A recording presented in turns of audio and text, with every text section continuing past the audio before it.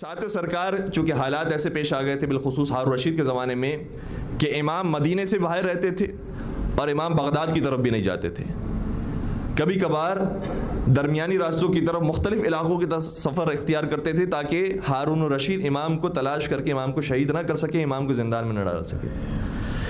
ایک مرتبہ امام نے شام کا سفر اختیار کیا اور ایک مقام سے گزر رہے تھے, شام کی پہاڑیوں سے گزر رہے تھے تو دیکھا کہ شام کے پہاڑیوں کے اندر ایک غار موجود ہے اور اس غار میں ایک شخص ہے جو عبادت کر رہا ہے.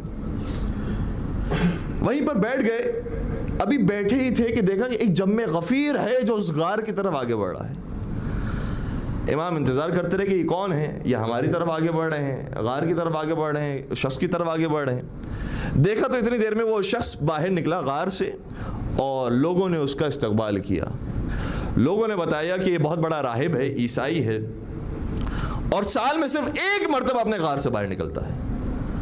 سارا سال عبادتیں کرتا رہتا ہے, ایک مرتبہ غار سے باہر نکلتا ہے اور ہمیں تبلیغ کرتا ہے, ہمیں نصیحت کرتا ہے. یہ نصیحت سننے کے لیے لوگ جمع ہو گئے کہ آج نصیحت سننے کا دن ہے, آج تبلیغ سننے کا دن ہے. راہب نے تقریر کا آغاز کیا, لیکن ابھی تقریر کا آغاز کرنے والا تھا کہ مجمع میں دیکھا کہ ایک شخص موجود ہے جو ان سے مختلف ہے. سوال کیا کہ تم کون ہو, یہاں کے رہنے والے ہو؟ امام نے بیان فرمایا کہ نہیں, ہم یہاں کے رہنے والے نہیں ہیں, کسی اور مقام سے آئے ہیں. فوراً سے سوال کیا کیونکہ ظاہر یہ بتا رہا ہوتا ہے کہ امام کا باطن کیا ہے. فوراً سے سوال کیا کیا تمہارا تعلق علماء کے خاندان سے ہے؟ امام نے فرمایا ہمارا تعلق جاہلوں کے خاندان سے نہیں ہے. ہم اپنی زبان سے یہ تو نہیں کہتے کہ ہم عالم ہیں, لیکن یہ کہہ سکتے ہیں کہ جاہل نہیں ہیں.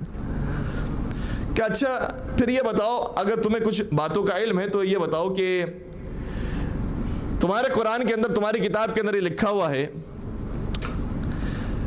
کہ قرآن یہ کہتا ہے کہ شجرہ محمدیہ وہ ہے کہ جس کے صدقے میں پوری دنیا میں نور پھیلتا ہے, اور ہم عیسائی ہیں, ہم یہ کہتے ہیں کہ شجرہ حضرت عیسیٰ وہ ہے کہ جس کے صدقے میں پوری دنیا میں نور پھیلتا ہے.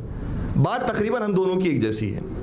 لیکن میرا سوال یہ ہے کہ کیسے ممکن ہے کہ ایک خاندان ایک علاقے میں ایک محلے میں رہتا ہو اور پوری دنیا میں اس کا نور پھیلے؟ یہ تو ممکن نہیں ہے. امام نے جواب دیا, کہا یہ ممکن ہے. کیسے ممکن ہے؟ فرمایا اس طریقے سے ممکن ہے کہ پوری دنیا میں, یہاں تک کہ پوری کائنات میں بھی آپ کہہ سکتے ہیں کہ ایک سورج ہے جو پوری دنیا میں روشنی پھیلا رہا ہے. تو ممکن ہے کہ ایک شخص ہو مگر پوری دنیا میں ہدایت اور نور پھیلا رہا ہو. دوسرا سوال کیا, کیا یہ بتائیے کہ آپ کے رسول سے بھی ہم نے سنا ہے کہ فرماتے ہیں کہ جب کوئی شخص جنت میں جائے گا تو جتنا کھانا چاہے گا کھائے گا اور کھانا اس کا کم نہیں ہوگا, اس کے غذا میں کوئی کمی واقع نہیں ہوگی. یہ کیسے ممکن ہے کہ کھانا بھی کھا رہے ہیں اور کم بھی نہیں ہو رہا؟ یہ تو منطق کے خلاف ہے بات کہ انسان کھانا کھائے اور کھانا اپنی جگہ پر باقی رہے, ختم ہی نہ ہو. یہ کیسے ممکن ہے؟ امام نے کیا خوبصورت مثال دی اور اس منطقی قانون کو کس خوبصورت طریقے سے توڑا ہے. امام نے شاہ فرمایا دیکھو, اگر تم ایک شمع کو دوسری شمع کے ساتھ جلا دو تو دوسری شمع جل بھی جاتی ہے اور پہلی بجھتی بھی نہیں ہے. سبحان اللہ, بے شک یہ خدا کا قانون ہے, جیسا بنانا چاہے ویسا قانون بنائے, لہٰذا اس نے جنتی غذاؤں کو ایسا بنایا ہے. تیسرا سوال کیا کہ آپ کے رسول سے ہم نے سنا ہے کہ اگر کوئی شخص جنت کے کھانے کھائے گا, جنت کے میوے کھائے گا تو رفع حاجت کی اسے ضرورت محسوس نہیں ہوگی. یہ کیسے ممکن ہے؟ یہ تو انسانی طبیعت کے خلاف ہے کہ جو بھی انسان کھائے گا بہرحال رفع حاجت کی ضرورت اسے پڑے گی. امام نے شاہ فرمایا اس کی مثال بھی اسی دنیا میں موجود ہے. میں تمہیں بتاؤں کہ جو بچہ شکم مادر کے اندر ہوتا ہے وہ خوراک تو حاصل کرتا ہے لیکن رفع حاجت نہیں کرتا. بے شک بے شک, اس کی مثال بھی دنیا میں موجود ہے. تیسری بات کی کہ اچھا یہ بتائیے کہ آپ کے رسول نے فرمایا ہے کہ جنت کے اندر صرف سایہ ہوگا, وہاں پر دھوپ نہیں ہوگی, وہاں پر سورج کی شعاعیں جنتیوں کے چہروں کو جلا نہیں رہی ہوں گی, سایہ ہوگا وہاں پر. کیسے ممکن ہے کہ سایہ ہو اور پھر وہاں پر اجالا بھی ہو جائے؟ جہاں پر سایہ ہوتا ہے وہاں تو اندھیرا ہوتا ہے. امام نے شاہ فرمایا اس کی مثال بھی دنیا میں موجود ہے. وہ وقت جب فجر کا وقت داخل ہوتا ہے تو طلوع آفتاب اور فجر صادق کے درمیان کا حصہ وہ ہوتا ہے جب پوری دنیا روشن بھی ہوتی ہے اور سورج کی شعائیں بھی نہیں پڑتی ہیں. سبحان اللہ, کیا کہنے بھائی, ماشاء اللہ. آخری سوال کیا کہ اچھا یہ بتائیے کہ جنت کی جو چابی ہے, کی آف پیراڈائز, یہ بتائیے کہ وہ سونے کی ہے یا چاندی کی ہے؟ امام نے شاہ فرمایا کہ نہ وہ سونے کی ہے نہ وہ چاندی کی ہے, بلکہ وہ چابی وہ ہے کہ جو ایک کلمہ ہے جو زبان پر جاری کرتے ہو, لا الہ الا اللہ. کیا کہنے ہیں بھائی, سبحان اللہ. اور جیسے ہی امام کی زبان مبارک سے جملہ سنا لا الہ الا اللہ, ایسا دل پر اثر کیا کہ سوال کرنے لگا کہ تو ہے کون, تیرا نام کیا ہے؟ کہا کہ میں عبد خدا ہوں, میں خدا کا بندہ ہوں اور خدا کے آخری رسول کی آل میں سے ہوں.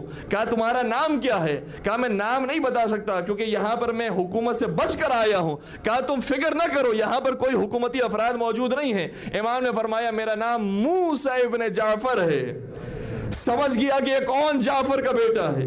کہا تو امام جعفر ہے, صادق کا فرزند ہے. اور صلی علی محمد وآل محمد وعجل فرج, کہ تو اسی امام صادق کا فرزند ہے. اور جیسے ہی امام صادق کا نام آیا زبان سے جملے جاری کیے, اشہد ان لا الہ الا اللہ و اشہد ان محمد رسول اللہ, میں گواہی دیتا ہوں کہ کوئی معبود نہیں ہے سوائے اللہ کے اور کوئی رسول نہیں ہے آخری سوائے محمد مصطفیٰ کے. اور خود بھی مسلمان ہو جاتا ہے اور اس کے مسلمان ہونے کے بعد سارا قبیلہ مسلمان ہو جاتا ہے. درود پڑھ دیجئے گا محمد و آل محمد پر.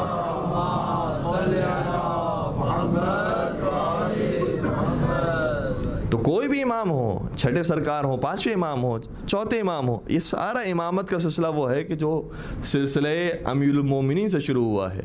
پیغمبر نے یہ فرمایا تھا کہ انا مدینۃ العلم و علی بابھا, میں علم کا شہر ہوں, علی اس کا دروازہ ہے.